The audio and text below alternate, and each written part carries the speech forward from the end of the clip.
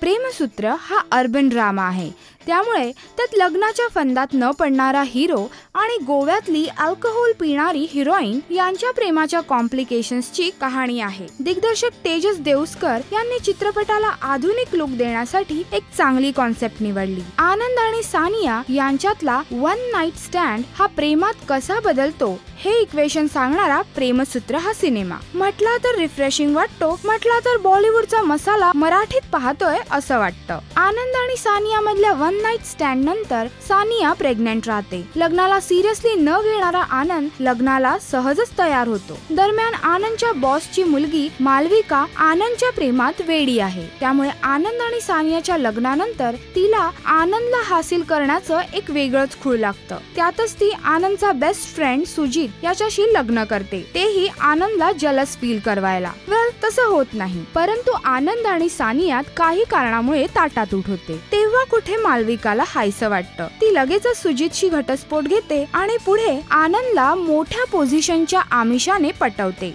आणि मग पुढे सुरू होते प्रेमाची सूत्र उलगडणारी कहाणी। अशा कथा आपण अनेक हिंदी चित्रपटात पाहिल्यात, त्यामुळे प्रेमसूत्र काही रिफ्रेशिंग स्टोरी सांगतो असं नाही। कलाकारांचे अभिनय खूप छान आहेत, परंतु पल्लवी सुभाषची ऍक्टिंग आणखी थोडी छान होऊ शकत होती। तांत्रिक बाबीत आणि लोकेशन वाईज चित्रपट खूप छान झालाय। चित्रपटात 2-3च गाणी आहेत, परंतु ती फार श्रवणीय आहेत। मालविकाची निगेटिव्ह भूमिका सिरियल मधल्या एखाद्या वॅम्प सारखी वाटते, त्यामुळे ते थोडं कुठेतरी खटकतं। कारण हलकी फुलकी लव्ह स्टोरी दाखवताना मालविकाचा हा ओव्हर विलन ॲटिट्यूड थोडासा पचनी पडत नाही। आनंद आणि सानियाचा रोमॅन्स मस्त जुळतो, पण प्रेमसूत्र दाखवताना त्यात होणारं भांडण आपसुक किंवा सहज वाटत नाही। भांडणाचा प्रसंग कथानकाची गरज आहे हे दिसून येतं।